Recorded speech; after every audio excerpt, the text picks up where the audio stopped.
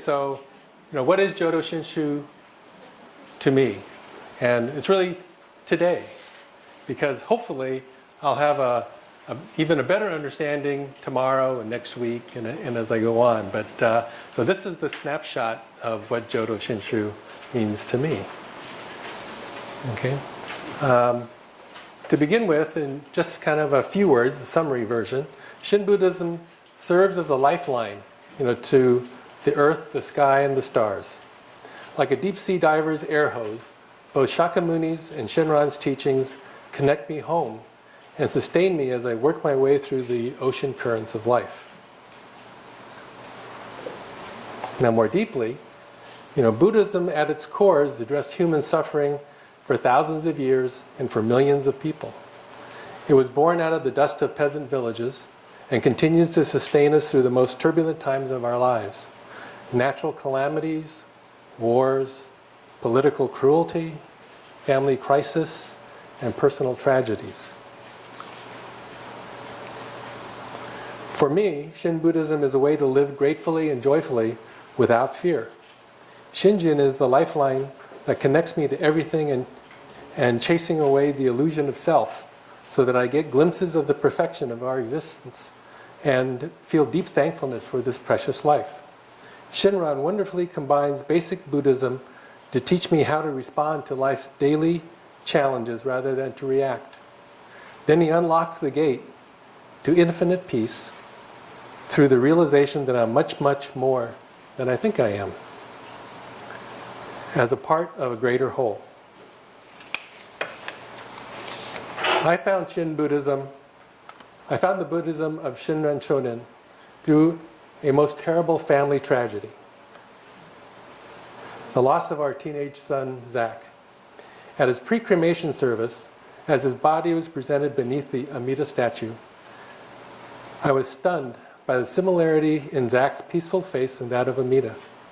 At that moment, the lotus of realization blossomed in my heart, and I stepped onto the path of awakening.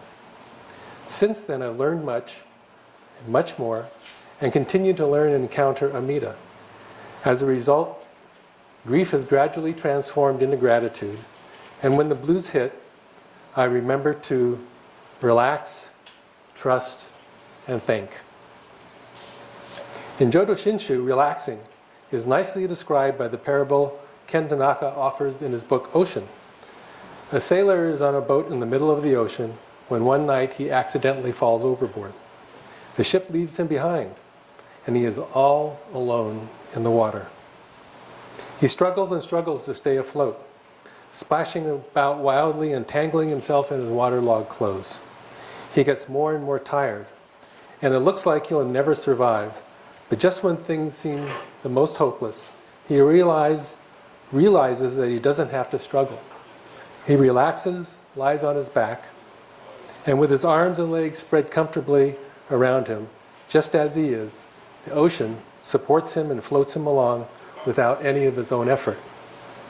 It was his own inadequate efforts that put him at risk. And now he accepts the strength of the ocean in place of his own, and he's delivered from danger. The ocean currents push him along, and he is brought to an island where he can find all his needs taken care of.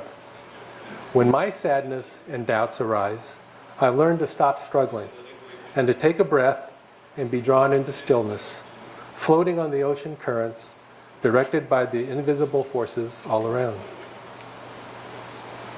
Another image comes to mind about the importance of relaxing in the Shin tradition. This Far Side cartoon by Gary Larson shows a boy trying to get into the school for gifted children. He's standing outside pushing and pushing and pushing on that door, but he just can't get in. Meanwhile, he's so consumed by his own futile efforts that he completely fails to notice the sign on the door that says, pull. This is basically the Shin view of life, boiled down to its essence. We strive and strive and strive, all the while failing to perceive that the door of awakening opens inward. When we get out of the way and let the process happen naturally, we're liberated by Amida, true reality, the way things are, without having to become saints or Zen masters. Next is trust. as relaxing involves letting go of DIY, a do-it-yourself attitude. Trusting involves the vulnerability of opening myself to the unknowable forces all around me, also known as infinite causes and effect, or causality, or amida. Opening my mind and realizing imaginary boundaries are an illusion. Opening my heart to selflessness, and opening my loneliness to complete connection to everything. It's when we relax and trust that we're transformed, and a sense of indebtedness for such a wonderful gift arises as thankfulness. In the face of any of life's challenges, relax, trust, and thank shifts my thoughts from selfishness to selflessness. For an instant, I'm inspired to no longer grieve, but to bow in gratitude. Namo Amida Butsu. Now, as a Hawaii American Shin Buddhist, please allow me to offer a few local kind thoughts about what is Hawaii Jodo Shinshu. Oops. Cute, huh? Shaka, moon, he. As with all Buddhisms, Jodo Shinshu Buddhism reflects the long-standing Buddhist tradition of adapting to the cultures in which it develops. As a global religion, Jodo Shinshu has many faces around the world. In Hawaii, Shin Buddhism is different from the parent Jodo Shinshu of Japan, and also differs from its close cousin, Buddhist Churches of America, on the mainland U.S. Under Uemio Imamura's guidance, Hawaii Shin Buddhism developed a strong American democratic influence, breaking from the hierarchical and family-owned temple model of Japan. In collaborative partnerships, ministers and lay members of each temple cultivated a family-oriented Buddhism for daily living that has served Hawaii's Shin Buddhists for generations. The close personal ties developed under plantation life are a mainstay of Hawaii Shin Buddhism that differs from the mainland. Without plantation communities of Japanese Shin Buddhist immigrants, mainland temples developed more diverse sanghas in order to grow. Ironically, during World War II, when Japanese Americans were thrust together in internment camps, they developed a plantation-style society for a while. Oops.